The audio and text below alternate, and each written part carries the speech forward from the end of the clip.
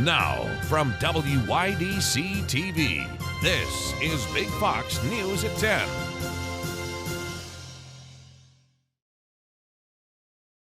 Good evening, I'm Anna Manuel. Car accidents with deer are at their highest this time of year.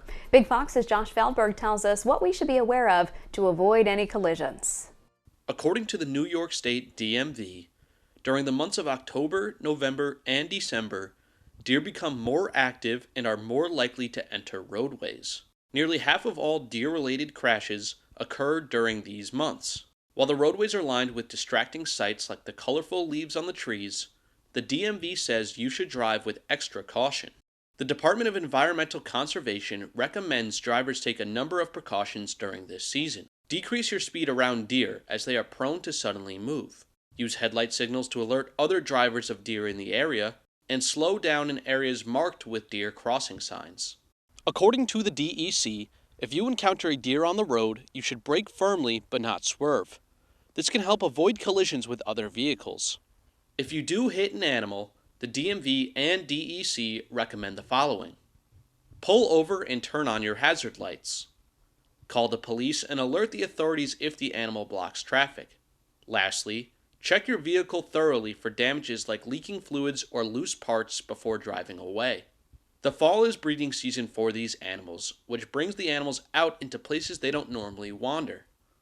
While it may be nice for sightseeing, it can be dangerous for driving. Josh Feldberg, Big Fox News, Southern Tier. A bridge will be closed for repairs in Corning over the weekend. The bridge carrying State Route 352 over the Chemung River will be closed beginning Saturday, November 5th at 7 a.m. Repairs to the bridge are expected to be complete around 5 p.m. on Sunday, November 6th. There will be a detour that motorists can take that utilizes Interstate 86.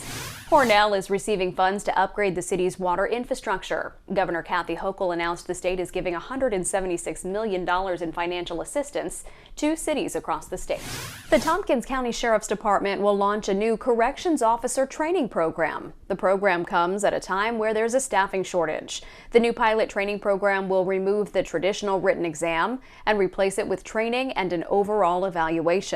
People wanting to apply can visit tompkinscivilservice.org. To be considered for the program, you must meet the minimum requirements listed. The latest jobs report shows employers are still hiring at a solid pace. Now, this was the last economic report before Election Day, as inflation and the economy remain top of mind for voters. Madeline Rivera has more from Washington. In a sign of resiliency, the October jobs report shows the U.S. economy added 261,000 jobs in October. Economists are calling it a mixed picture. This report is not consistent with what a lot of major CEOs have been saying about a recession right on the horizon. It certainly just doesn't look like that right now. Employers are still hiring. Healthcare, professional and technical services, and manufacturing saw notable job gains, but the unemployment rate rose from 3.5 to 3.7%. Still, the jobs report is a bright spot for the president, who's received negative marks for his handling of the economy. The White House is dismissing fears of a potential recession for now. We've had probably a 10-year run here in the United States of America of a pretty solid economy. Somewhere in the future, there might be a recession. However, some companies are sounding alarm bells. Amazon announced a hiring freeze, while Lyft, Stripe, and Chime all announced layoffs, citing concerns about the economy. I don't think we'll see a recession through the first half of next year, but I think there's a higher probability for unemployment to go up and a recession to hit in the second half of the year. October's stronger than expected jobs report will also likely increase pressure on the Federal Reserve. The Fed is going to look at this number, and they're going to continue to tighten money supply and raise their target rates. The Federal Reserve signaled the possibility of smaller rate hikes after raising interest rates by 0.75 of a percentage point earlier this week. In Washington, Madeline Rivera, Fox News. Ella's Acres, known for their family-made farm-to-table dishes, is opening their first restaurant. The small local business only uses locally sourced ingredients. The farm-to-table restaurant will open in the Arnott Mall food court. The grand opening will be held next Friday. To support this fully local family business, you can like and follow their Facebook page, Ella's Acres. The well-loved Parade of Lights has a date set for this November. Corning will light up the night of November 26th. The parade will consist of marching bands, illuminated floats crafted by locals and businesses, and it ends with the arrival of Santa Claus in a horse-drawn carriage. The parade will take place on Market Street in downtown Corning, and it will begin at 7:30. Twin Tiers Comic Con is nearly a week away. It's labeled on the website as the largest comic and pop culture event in the area. Visitors can learn about comics and meet celebrity guests and industry professionals. Kids 14 and under are free with a paid adult. There will be free admission for veterans, and active military can attend for free. For more information, visit twintierscomiccon.com. A woman out for a morning run in a New York City park is attacked. Antoine Lewis has more. I only am on the West Side Highway or walking around during the daytime when there are a lot of other people around. Caroline Basili is one of many runners in Hudson River Park now on alert. The NYPD says a 43-year-old female was jogging near Pier 45 when she was sexually assaulted around 5:30 Thursday morning. I used to live on the Lower East Side, but here I always felt safe because there's other runners. It's the West Village. I think you're safe. It's, a comfortable neighborhood environment. Authorities say the male suspect approached the victim from behind, choked her, and then assaulted her. Police say he also robbed the victim, stealing her cell phone and credit cards before taking off. Paramedics took the victim to a local hospital for treatment of her injuries. Thursday afternoon, the NYPD says they took a person into custody. We do have a suspect in custody. He has not yet been charged, but he was taken into custody a few hours later up near the Port Authority bus terminal. Last spring, a woman was sexually assaulted in Hudson River Park during a Sunday morning run in late March. Authorities released this picture of the suspect, whom they say approached the victim, choked her, then sexually assaulted her before taking off with her cell phone. Police say an arrest was never made and are investigating if there's any connection between the two attacks. The violation and just the overall sense of not being able to do your morning run alone in a city that, should be safe, it just brings tears to my eyes. There were no jackpot winners during Wednesday's Powerball drawing, but one lucky player in New York did win $1 million on Wednesday. Because there were no jackpot drawings, Saturday's prize money will grow to $1.6 billion. This will be the second largest prize in Powerball's history. Your complete weekend forecast is next, plus this. Here's your local stock market update from Big Fox.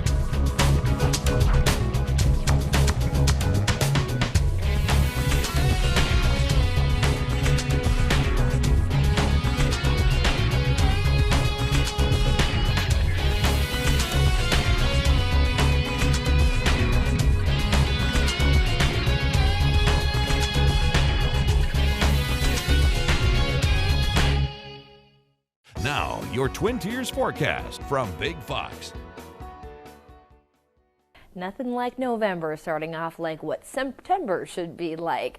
Now what we'll see is that we do still have some warmer temperatures existing through the rest of the weekend, but we have some hazards to keep a close eye on. What we see is overnight there is the fog potential yet again. Even some patchy drizzle could be possible through those early morning hours, but we still stay very mild. We have low temperatures holding just around those mid-50s. We should be dropping to that freezing mark this time of the year. So this is a very, very warm air mass. Record temperatures continue to be broken all across the East Coast. Now what we'll see as we head into the weekend though is there are some weather hiccups.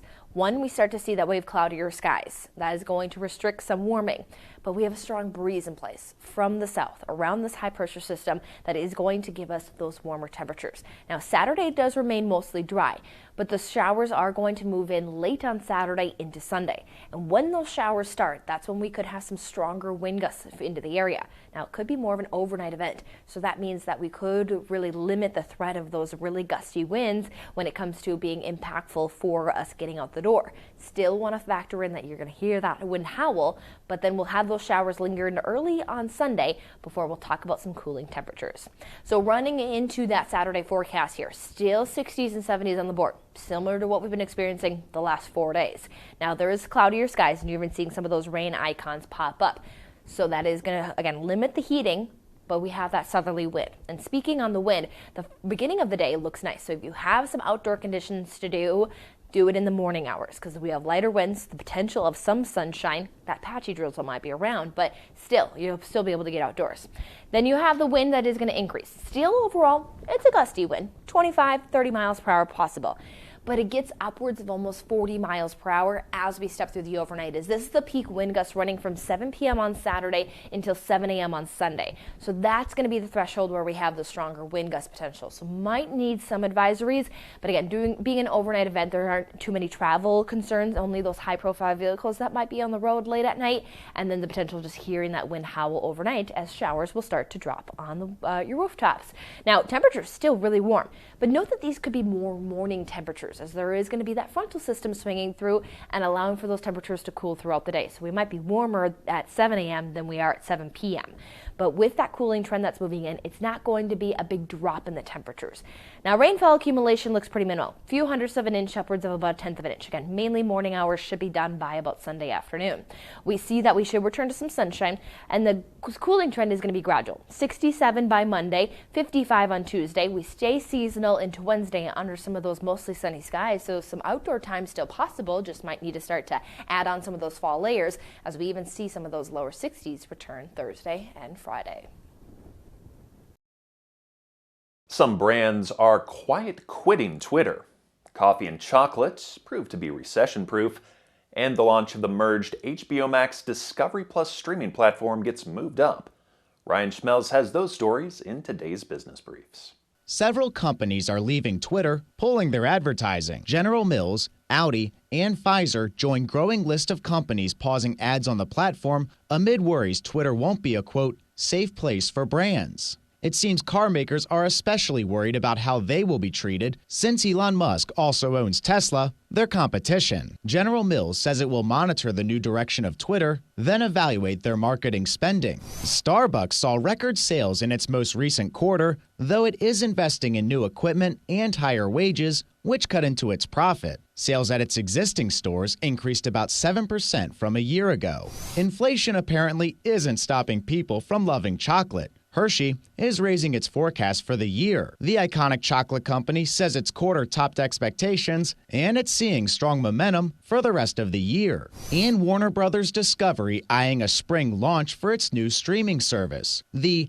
as-yet-to-be-named service will combine several entertainment behemoths, including HBO, home of The White Lotus, House of the Dragon, and more. The combined HBO Max Discovery Plus service coming on the heels of more cord cutting and a promise for investors that the new company will further streamline itself among growing pressure, in particular in ad spending slowdown. That's business. I'm Ryan Schmelz. Twitter temporarily closes its offices as layoffs begin. In an email to staff, the social media company said, quote, "In an effort to place Twitter on a healthy path, we will go through the difficult process of reducing our global workforce." According to Reuters, Elon Musk is looking to cut around 3,700 Twitter staff, or about half the workforce, as he seeks to cut costs and impose a demanding new work ethic. The notice prompted some employees to file a class action lawsuit. The former workers say they were not given enough notice of layoffs under federal or California law. Pilots at several major airlines are ramping up contract negotiations. These disputes come just as we're heading into the busy holiday travel season. Marianne Rafferty reports. It may be the most wonderful time of the year, but the holiday season can also be a nightmare for travelers. This year, contract disputes at 3 major airlines could add to the stress. Pilots at American and United rejected tentative proposals for pay raises this week. And on Monday, Delta pilots voted overwhelmingly to authorize a strike. After the pandemic led to industry-wide staffing shortages, unions say they want better schedules and higher pay for working overtime. We know from last summer there was all kinds of problems with luggage and scheduling and cancellations, record cancellations. So the public's really frustrated, but the pilots are frustrated too. For Delta pilots, there's still a lengthy legal process to go through, including a mandatory 30-day cooling off period. Travel experts say it's unlikely the dispute would impact Thanksgiving travel. Our goal is not a strike. Our goal is an industry-leading contract, but we are ready and willing to strike today. But any new labor deal could drive up the cost for airlines. Passengers would see higher airfare as a result. Ticket prices are already up about 43% compared to last year. According to fare tracker Hopper, domestic Thanksgiving flights are costing about $274 round trip.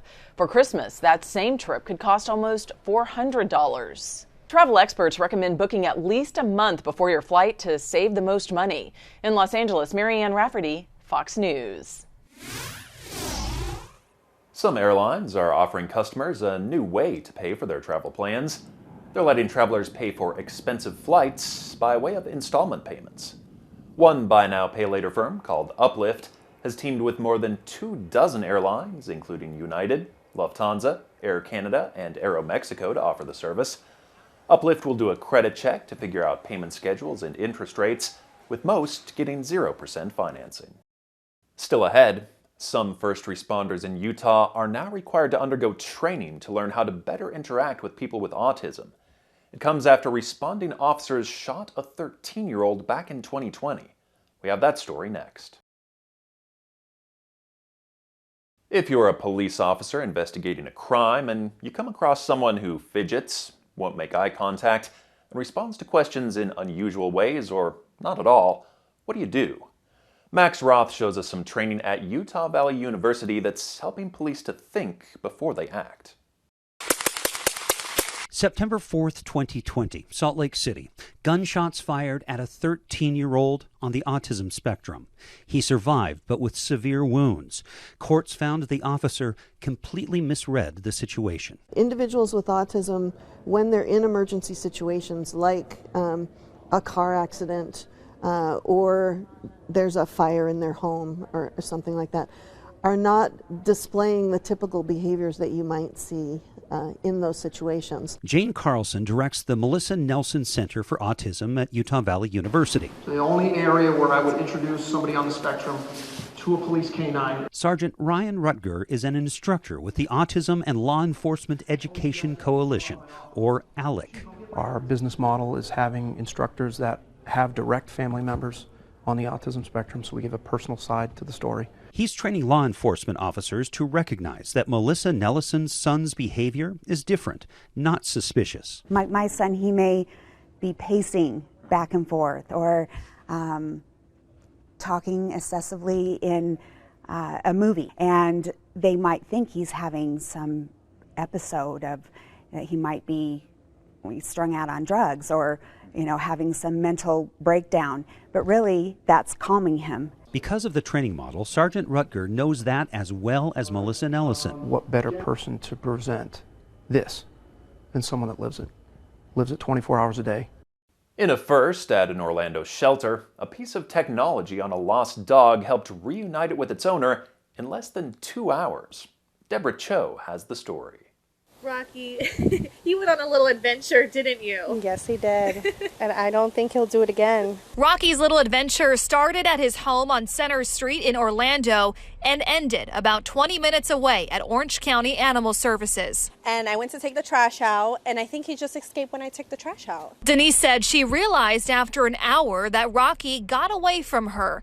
That's when she remembered she tagged him with air tags. I ran and got my phone because they have an air tag. So when I looked at the location said about 20 minutes away. Thankfully, a Good Samaritan dropped him off at Orange County Animal Services. Workers realized Rocky was unlike other dogs they get. And this was actually a first for us. We've never really seen this level of technology. Well, not all dogs are as fortunate as Rocky was to get reunited with its owners, and that's why some pet shelters say it's important for the dog to either be microchipped or on their collar to make sure they have some sort of identification. The shelter says it liked Denise's creativity and is encouraging others to follow. I've been telling everybody that story about it. I'm like, air tags, people worry about the air tags, people being tracked with them and stuff. I'm like, there is a positive to it. You'll never lose your dog again. As for Rocky, so he's not microchipped, but he will be after this experience. Stay with us. We'll have more right after this. We want to leave you with a smile. A child's sweet act of generosity is caught on camera. This sister and brother were out trick-or-treating in Waconia, Minnesota, when they went to a house with an empty candy bowl. Instead of just leaving, the costumed superhero turned real-life Halloween hero decided to fill the empty bowl with some of her own candy for the next round of trick-or-treaters. The little hero's mom says her daughter didn't think twice about giving up some of her candy for others. A sweet gesture indeed. I'm Scott Beadle. Thank you so much for watching.